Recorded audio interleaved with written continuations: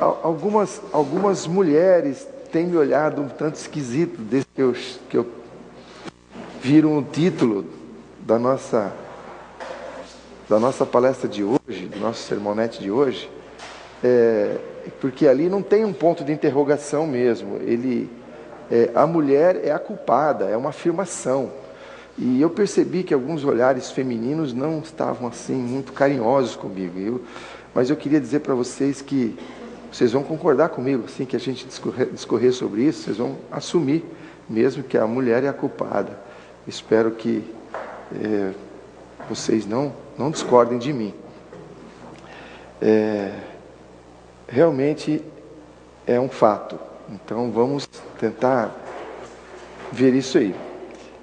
Vamos, antes de entrar no tema, ler este verso aqui. O homem natural não compreende as coisas do Espírito, porque parecem loucura, e não pode entendê-las porque elas se discernem espiritualmente. Então, todos os assuntos abordados na palavra de Deus são assuntos espirituais, e eles se discernem espiritualmente. Então, não adianta o homem, com a sua lógica, querer entender esses assuntos. Por isso que existem tantas religiões, por isso que existem tantas interpretações diferentes da palavra de Deus, porque o homem quer entender segundo o seu próprio egoísmo, para acomodar as suas necessidades e gostos e particularidades. Mas existe uma forma de entender a palavra, que é pelo Espírito Santo. E por isso que nós oramos nessa manhã, pedindo a direção do Espírito Santo. E é por isso que estamos aqui, para estudar os assuntos dos casais, através da luz da palavra dirigida pelo Espírito. E eu peço que cada um, ao estudar esses temas que vamos apresentar, peça a direção do Espírito para entender, porque é o Espírito Santo que vai até aquela divisão da alma, lá no íntimo, para mostrar para nós onde nós temos que mudar, porque senão a gente fica achando justificativas. E quando a gente procura justificativas, aí as coisas não funcionam. Então vamos pedir assim, em oração, buscando a Deus: Senhor, me ajude a entender a Tua vontade para a minha vida. E é só pelo Espírito Santo que a gente pode fazer isso. Vamos lá, a mulher é a culpada. Vamos ver quando que a primeira vez foi dito isso. Chamou o Senhor Deus a Adão e disse-lhe: onde estás? Lembram dessa situação? E ele disse: eu ouvi a tua voz soar no jardim e temi, porque estava nu e escondi-me. Engraçado, né? O Adão foi se esconder de Deus nas folhagens. Imagina, que ingenuidade. Muitas vezes nós também fazemos o mesmo, né? Queremos esconder de Deus de tantas outras formas, mas não dá como esconder de Deus. No abismo, na altura, onde você for, Deus está. E disse Deus: quem te mostrou que estavas nu? Deus sabia quem tinha falado, mas Deus usa esses recursos para que a gente entenda, para que a gente chegue ao raciocínio que Ele quer que a gente chegue. Comeste tu da árvore que te ordenei que não comesses? O que ele respondeu? Então disse Adão: a mulher que me deste por companheira, ela me deu da árvore e eu comi. Quem que é a culpada? A mulher.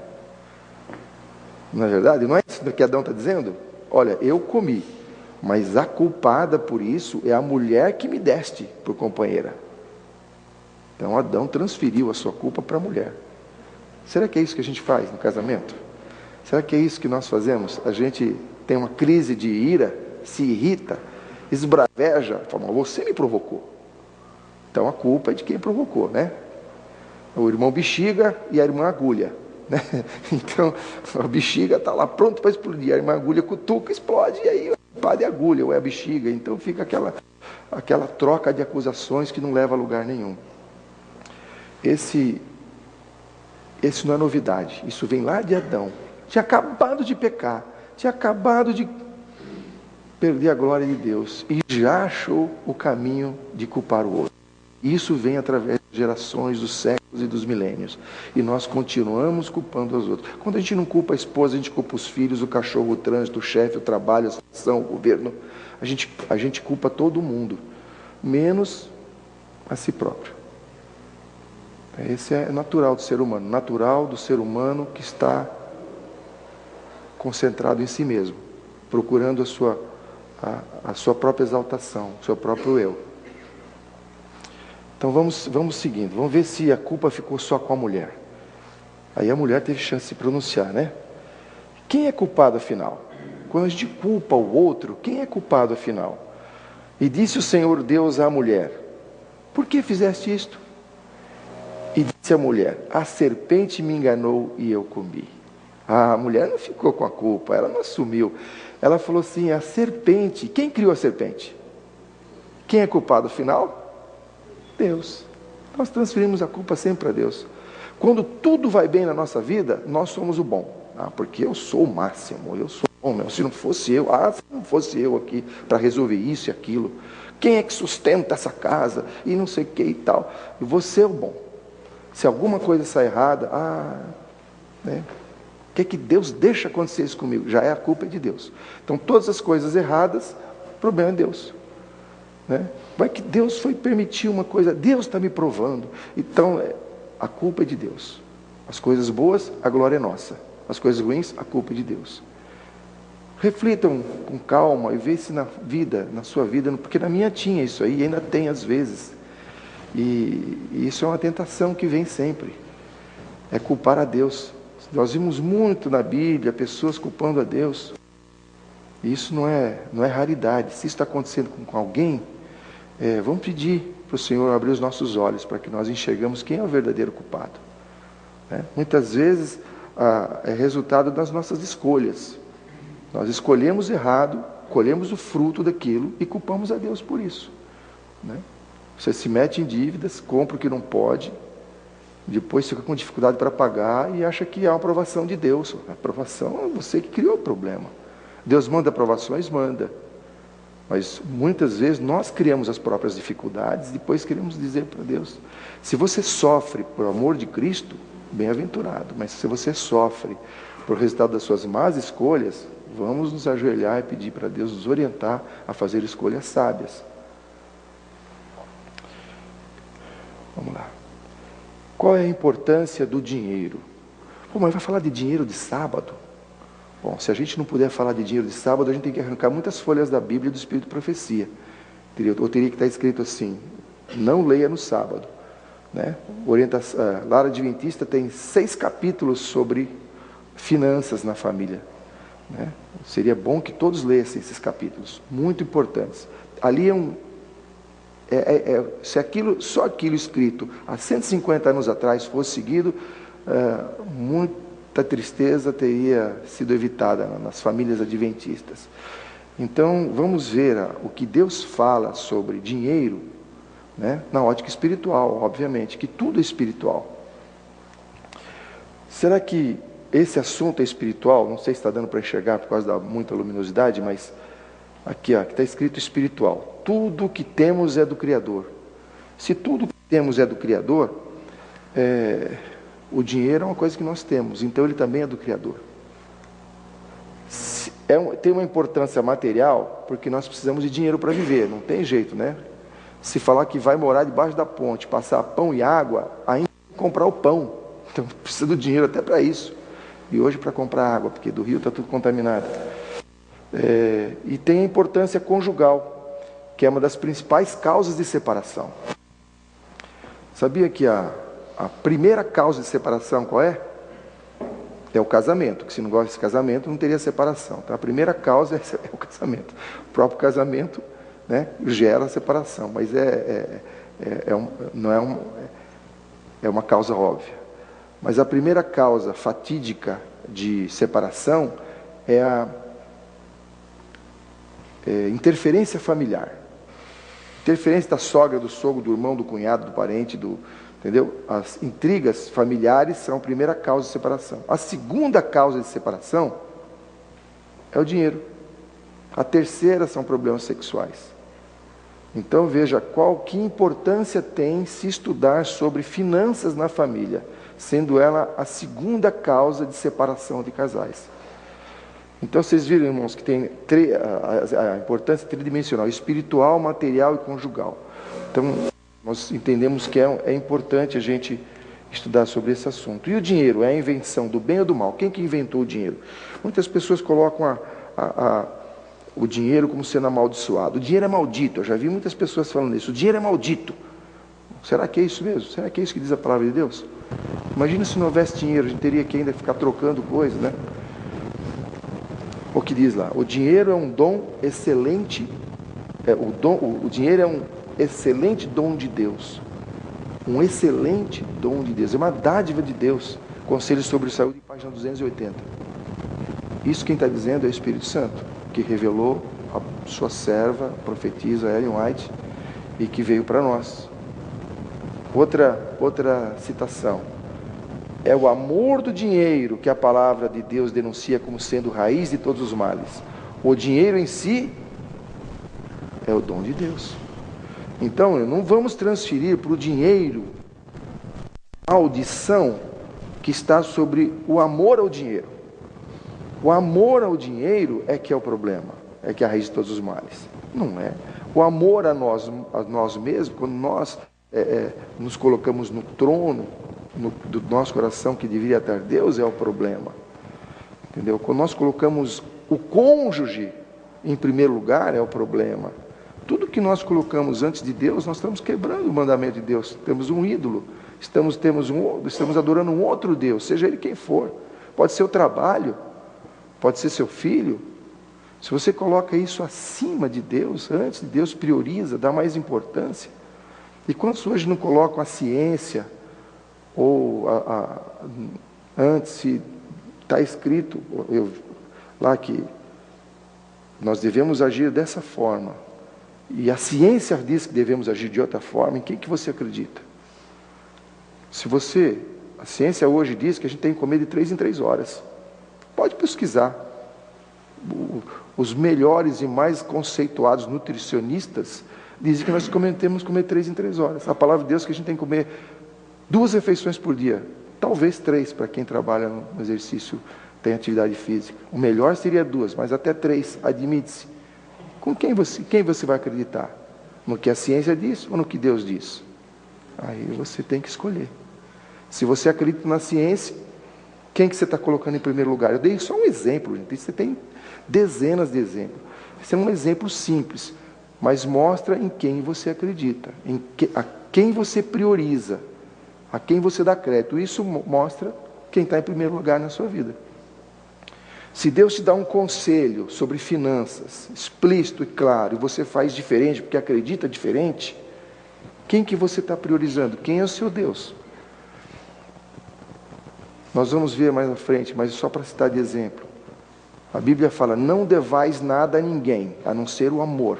Aí você faz dívida, faz crediário, financia bens de consumo. Porque tem um adágio que diz, se você não deve, você não faz dívida, você não tem nada. Existe esse adágio.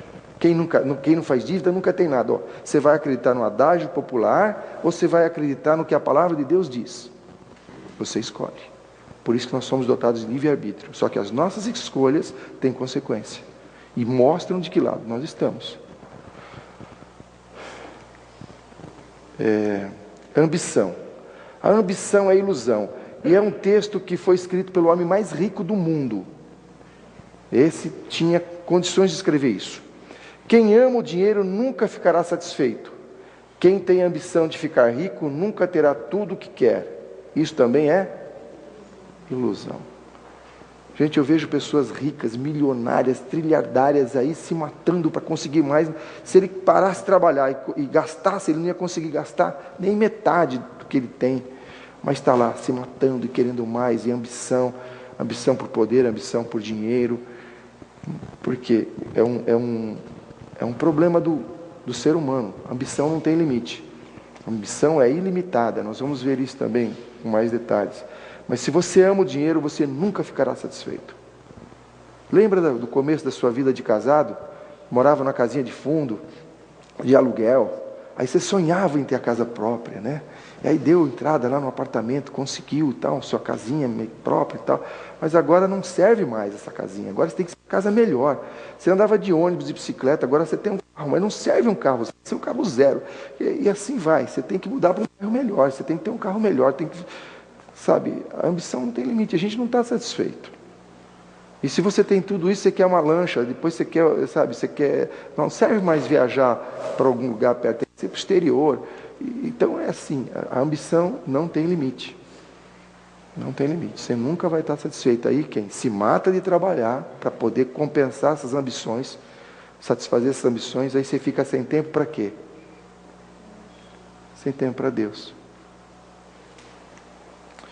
O dinheiro é seu? Será que o dinheiro é seu? É um texto um pouquinho longo, mas eu pedi a paciência dos irmãos e a concentração para a gente tentar entender esse texto que é muito importante. Está dando para ler daí? O dinheiro não nos pertence, então já deu para mostrar que não é seu, nem meu. Não nos pertencem casas e terras, quadros e mobiliário, vestidos e luxos. Pô, isso não é nosso? Se não é nosso, de quem será? Somos peregrinos, somos forasteiros e temos apenas asseguradas as coisas necessárias à saúde e à vida. Nossas bênçãos temporais são-nos dadas em confiança, gente, é um empréstimo. O que nós temos é um empréstimo. Nossas bênçãos temporais são-nos dadas em confiança, a fim de se provar se nos podem ser confiadas as riquezas eternas. Uau! As bênçãos materiais são um empréstimo para ver se nós podemos receber as riquezas eternas. Como você vai tratar as riquezas, as bênçãos temporais, vai dizer se você está apto ou não a gerenciar as riquezas eternas. Será que a gente pensa assim? Se somos achados fiéis a Deus, então receberemos aquela adquirida possessão que deve ser nossa própria: glória, honra e imortalidade. Não dá para ler aqui, mas é Lara Adventista 367. Lara Adventista 367. Não sou eu que estou dizendo. É Deus que está dizendo. E Deus não erra. Não somos dono daquilo que nós achamos que somos dono. Gente, como muda a perspectiva disso, da nossa vida, quando a gente acredita nisso? Porque eu achava que eu dava o dízimo, eu dava o pacto, e o resto era meu, para eu fazer o que eu quisesse. Agora eu faço o que eu quero. Mas não é assim, tudo é de Deus. Muda a perspectiva, aí você começa, o que você vai comprar, o que você vai gastar, aquilo que você vai fazer, é dinheiro de Deus, não é meu. Muda completamente a perspectiva. Eu não tenho tempo de dizer aqui quantas besteiras eu já fiz, achando que o dinheiro era meu. E hoje, com esse conceito, que diferença há na postura, na família, na felicidade, quando a gente tem esse entendimento. É outro resultado, irmãos. Nós vamos ter mais tempo para voltar a esse assunto. Afinal, de quem é o dinheiro? Caros irmãos e irmãs, isso aqui está em Testemunhos Seletos, volume 3, página 353. Caros irmãos e irmãs, todo o dinheiro que temos é de quem? Pertence ao Senhor. Vocês acreditam nisso? Vocês acreditam que essa revelação de Deus é verdadeira?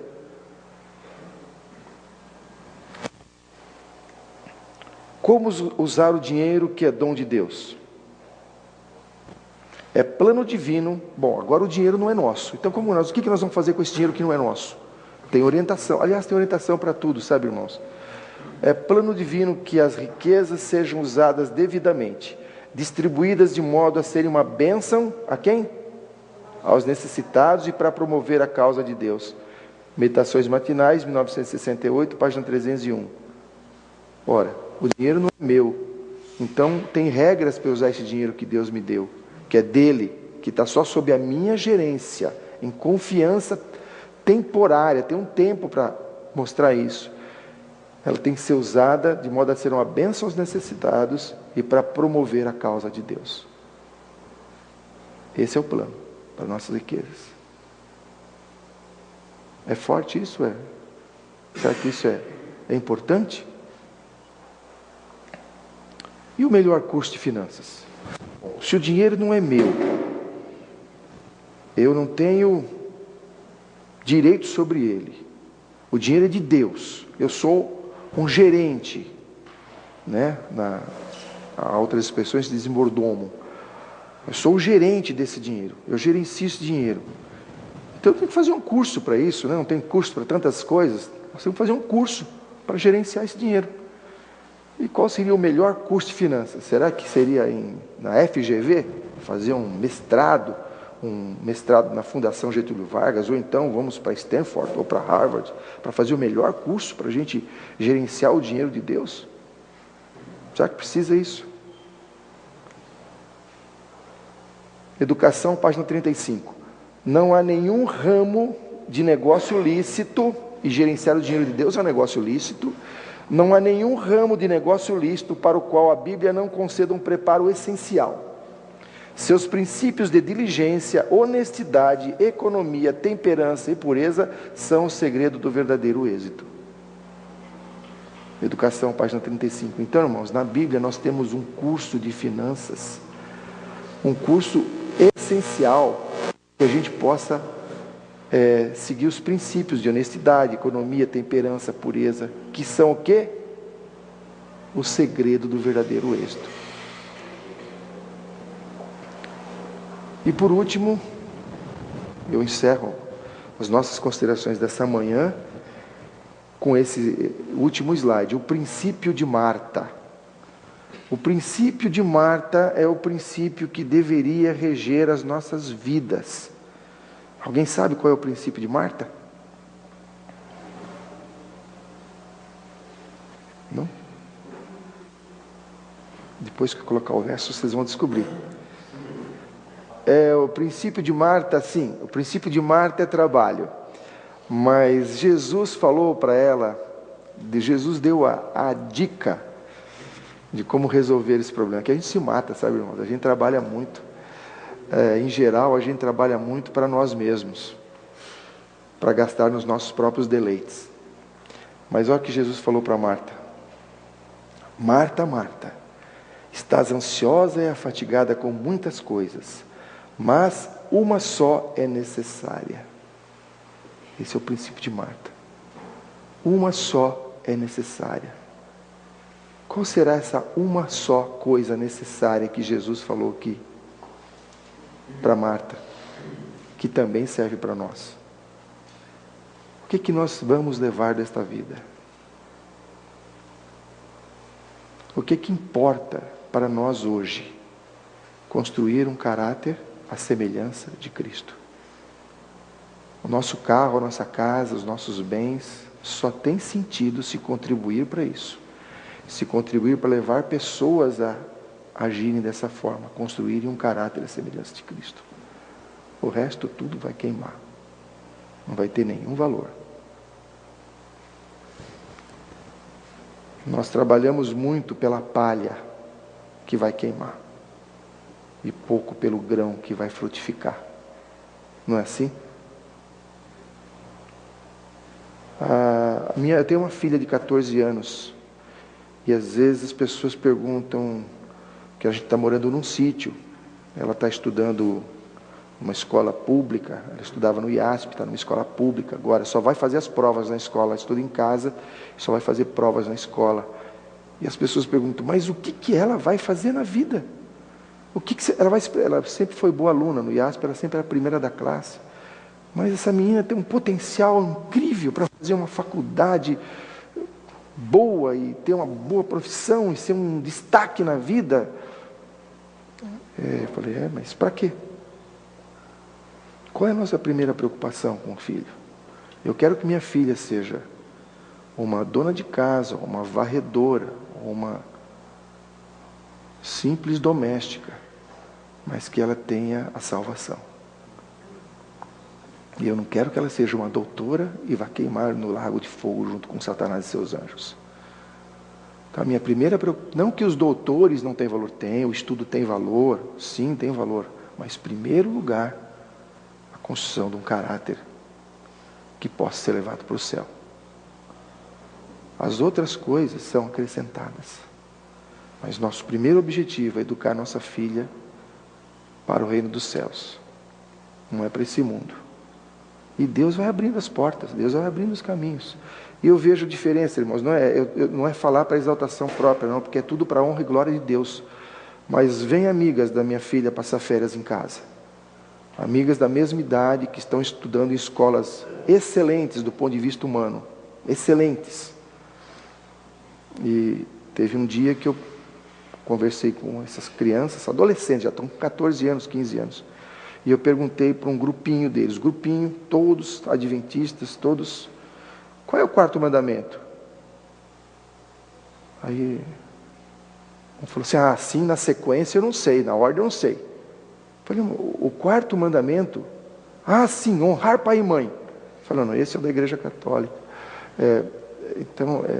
Não, sabe, a dificuldade de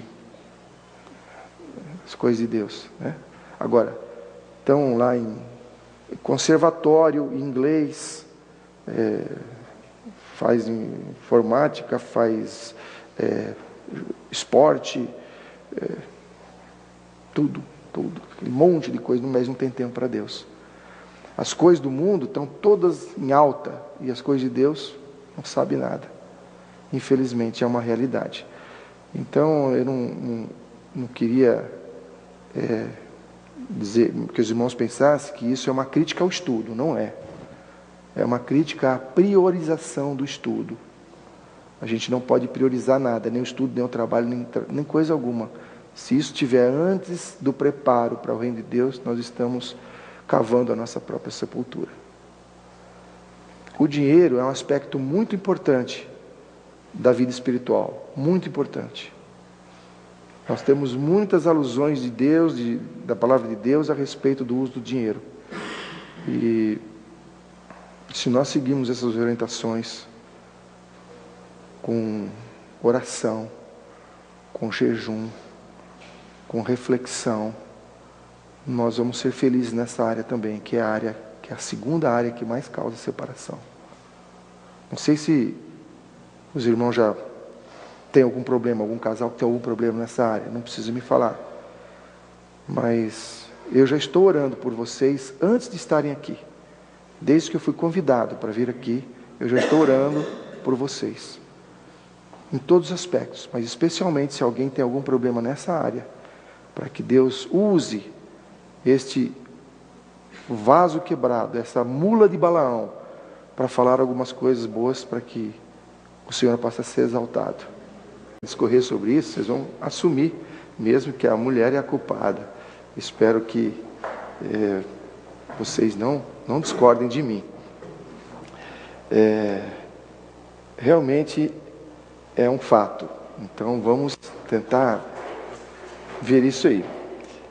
Vamos, antes de entrar no tema, ler este verso aqui. O homem natural não compreende as coisas do Espírito, porque parecem loucura, e não pode entendê-las porque elas se... Algumas mulheres têm me olhado um tanto esquisito desde que eu viram o título da nossa palestra de hoje, do nosso sermonete de hoje, porque ali não tem um ponto de interrogação mesmo. A mulher é a culpada, é uma afirmação. E eu percebi que alguns olhares femininos não estavam assim muito carinhosos comigo. Mas eu queria dizer para vocês que vocês vão concordar comigo, assim, que a gente discorre, que é pelo Espírito Santo. E por isso que nós oramos nessa manhã, pedindo a direção do Espírito Santo. E é por isso que estamos aqui para estudar os assuntos dos casais através da luz da palavra dirigida pelo Espírito.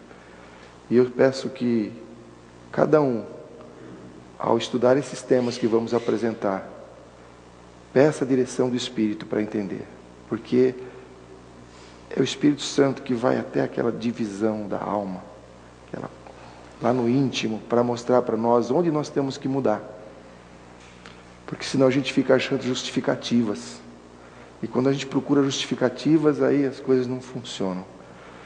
Então vamos pedir assim, em oração, buscando a Deus: Senhor, me ajude a entender a Tua vontade para a minha vida. E é só pelo Espírito Santo que a gente pode fazer isso. Vamos lá, a mulher é a culpada. Vamos ver quando que a primeira vez foi dito isso. Discernem espiritualmente. Então todos os assuntos abordados na palavra de Deus são assuntos espirituais. e ele se discerne espiritualmente. Então não adianta o homem, com a sua lógica, querer entender esses assuntos. Por isso que existem tantas religiões, por isso que existem tantas interpretações diferentes da palavra de Deus, porque o homem quer entender segundo o seu próprio egoísmo, para acomodar as suas necessidades e gostos e particularidades. Mas existe uma forma de entender a palavra.